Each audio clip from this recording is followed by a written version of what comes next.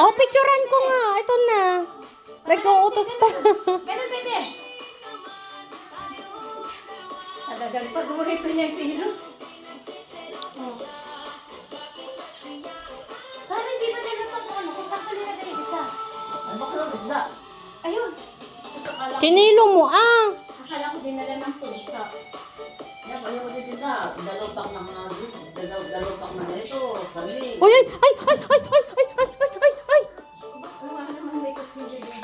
Ikaw na sa'yo, iba-ibang ginagawa mo. Sumayaw ka lang. Gusto ba pala kung may partner o? Kaya ano maikot sa Facebook ang batang ang sayaw sa step.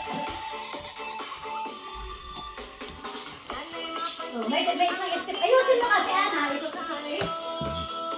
Ano ba yan? Ganda, ganda. Napapagod.